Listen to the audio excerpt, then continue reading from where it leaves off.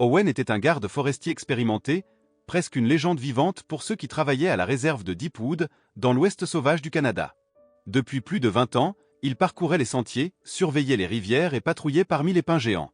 La forêt était son univers, un monde où il reconnaissait chaque odeur de mousse humide, chaque cri d'oiseau et chaque frisson de vent dans les branches. Cette vie solitaire lui convenait. Il aimait écouter la pluie tomber sur la canopée, observer la brume du matin s'accrocher au tronc et sentir la terre froide sous ses bottes. Là, il se sentait utile et à sa place. Un matin d'automne, le ciel était gris et un vent glacial soufflait depuis les montagnes. Owen suivait le cours d'un petit ruisseau, attentif aux traces d'animaux. La forêt était silencieuse, comme suspendue dans un souffle d'attente. C'est alors qu'il entendit un son fragile, presque perdu dans le murmure de l'eau, un gémissement étouffé, semblable à un appel à l'aide. Son cœur accéléra. Il s'arrêta, tendit l'oreille, et perçut de nouveau ce bruit douloureux.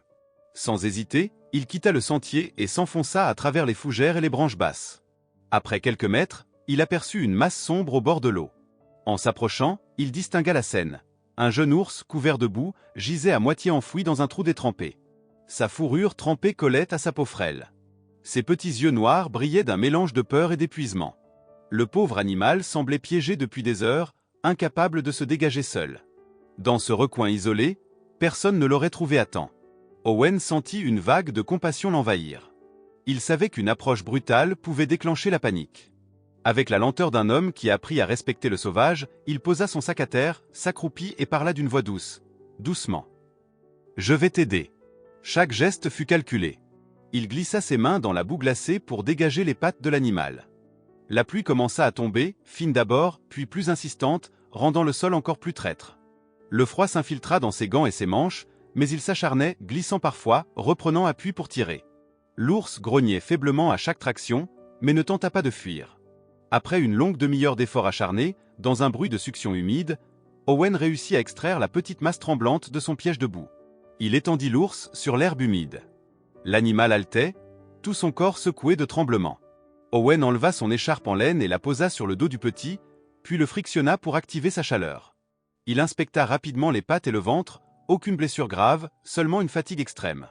L'homme sortit sa gourde et fit couler un filet d'eau dans sa paume. Après quelques hésitations, la langue râpeuse de l'ourson lécha ses doigts, buvant par petites gorgées. Cette confiance naissante fit sourire Owen sous la pluie battante. La nuit tombait et le froid s'installait. Plutôt que de risquer un transport, Owen décida de rester. Il monta une petite tente à quelques mètres, alluma un feu discret et passa des heures à veiller. La lueur dansante des flammes éclairait le museau humide de l'animal, qui somnolait, roulé en boule. La forêt bruissait autour d'eux, et malgré la pluie, Owen se sentit étrangement apaisé. Il parlait parfois tout bas, comme pour rassurer à la fois l'ours et lui-même. « Tiens bon petit. Demain, ça ira mieux. » Au lever du jour, la brume couvrait encore la vallée. L'ourson finit par se redresser, hésitant. Ses pattes tremblaient, mais il parvint à se tenir debout. Lentement, il s'approcha d'Owen, renifla ses bottes, puis enfouit sa tête contre son genou. Ce geste, simple et sauvage, toucha profondément le garde. Il resta immobile, les yeux brillants. Après quelques instants, il retira son écharpe et laissa l'animal décider de son chemin. L'ourson fit quelques pas, se retourna, plongea ses yeux noirs dans ceux de l'homme, puis disparut dans la brume entre les pins. Owen resta longtemps immobile, les vêtements encore mouillés, le cœur gonflé d'une émotion rare.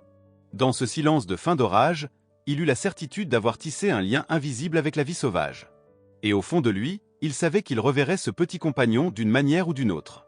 Ce soir-là, en préparant son sac pour la prochaine patrouille, il y glissa quelques pommes rouges. Il ignorait pourquoi, mais il sentait que leur histoire ne faisait que commencer. 3 semaines passèrent depuis ce matin où Owen avait libéré le petit ours. La forêt avait changé de visage. L'automne tirait doucement sa révérence, et les premiers vents froids annonçaient déjà la morsure de l'hiver canadien. Chaque jour, Owen continuait ses patrouilles, arpentant les sentiers détrempés, inspectant les rives des ruisseaux et surveillant les traces laissées par les animaux.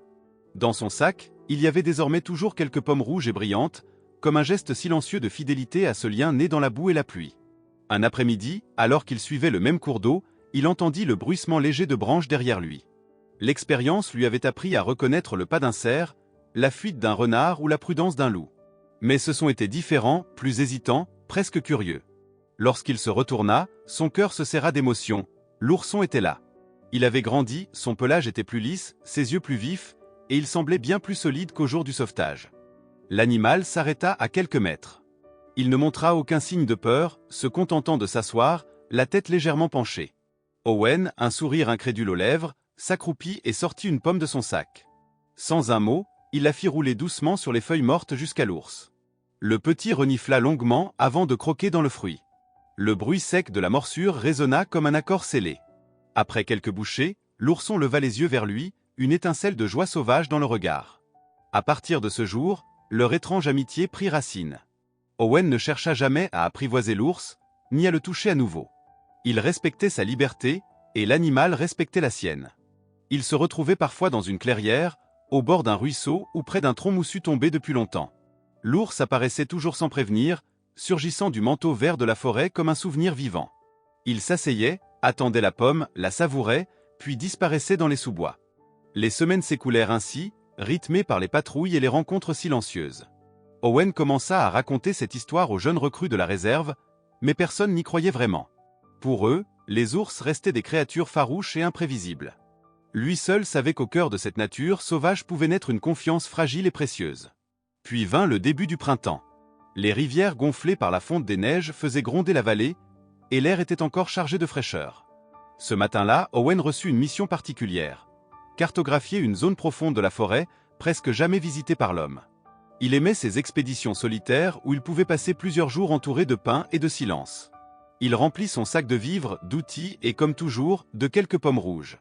La première journée fut belle, rythmée par le chant des oiseaux et le craquement des branches sous ses pas. Mais à la tombée de la nuit, le temps changea brutalement.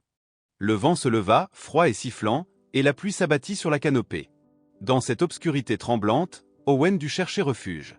Il trouva un petit creux de vallée entouré de rochers et d'arbres inclinés par les tempêtes passées. Il planta sa tente sous la pluie battante, alluma un feu avec peine et mangea un repas frugal avant de s'allonger, espérant dormir malgré le froid qui s'infiltrait partout. La nuit était lourde, chargée d'un silence étrange, seulement ponctué par le claquement de la pluie sur la toile. Vers minuit, un frisson d'alerte parcourut Owen. Ses instincts, forgés par des années de solitude dans la forêt, lui hurlaient que quelque chose n'allait pas. Les oiseaux nocturnes s'étaient tus. Même le vent semblait retenir son souffle. Puis il entendit des bruits de pas légers, rapides, venant de plusieurs directions. Owen se redressa d'un bond, attrapa sa lampe et éclaira la lisière. Dans le halo tremblant, des yeux vers luisirent dans les buissons. Son estomac es enua. Une meute de loups approchait. Ils avançaient sans hâte, silencieux, encerclant peu à peu la tente et le feu mourant. Les silhouettes se dessinaient dans la pénombre, effilées, agiles, dangereuses. Seul, sans réseau, à des kilomètres de toute aide, Owen sentit la peur mordre ses entrailles. Il attrapa son couteau, se plaqua contre un rocher pour protéger son dos et essaya de garder son calme. Il agita la torche pour impressionner les prédateurs, cria, mais la faim rendait la meute téméraire. Les grognements montaient, graves et menaçants. Les loups s'approchaient, l'un d'eux fit un bond en avant. Le vent soufflait en rafales, soulevant des gerbes de pluie froide qui fouettaient le visage d'Owen. Il se tenait adossé à un rocher glissant, ses doigts crispés sur le manche de son couteau, le souffle court. Devant lui, la forêt nocturne semblait animée de mouvements furtifs, de frissons qui couraient entre les troncs. Ses yeux cherchaient désespérément à percer la pénombre, et bientôt il les vit, des points verts et luisants, des yeux de prédateurs, qui apparaissaient un à un parmi les buissons.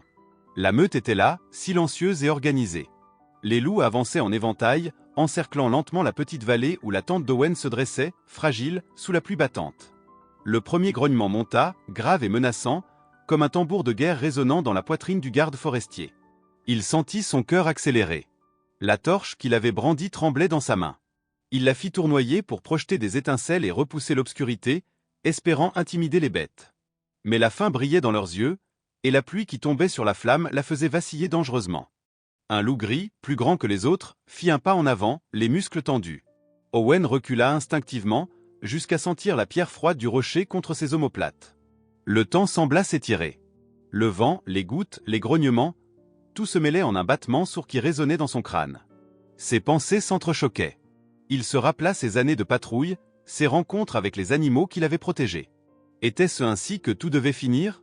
Seul, dans cette forêt qu'il avait tant aimée, face au croc de la faim? Une bouffée de désespoir le traversa. Il resserra sa prise sur le couteau. Soudain, un rugissement éclata dans la nuit. Profond, guttural, vibrant. Un son qui fit trembler le sol et figea l'air. Les loups stoppèrent net, surpris. Leurs oreilles se plaquèrent, leurs têtes se tournèrent vers la gauche. Les buissons s'écartèrent dans un fracas de branches mouillées, et une ombre massive émergea de l'obscurité. La pluie coulait sur son épaisse fourrure sombre. Ses yeux luisaient comme deux lanternes dans la pénombre. L'ours. Owen reconnut aussitôt la silhouette familière. Celui qu'il avait tiré de la boue, nourri d'eau et de pommes, était revenu. L'animal se plaça entre lui et la meute, dressé sur ses quatre pattes puissantes. Il émit un grondement qui vibra dans toute la vallée. Ses poils se hérissèrent, sa tête s'abaissa, et ses griffes labourèrent la terre détrempée. L'ours n'était plus le petit être tremblant qu'Owen avait sauvé, il était devenu un colosse de muscles et de courage. Les loups hésitèrent. Le chef de meute fit un cercle, cherchant une ouverture, mais chaque pas en avant rencontrait la menace sourde de l'ours.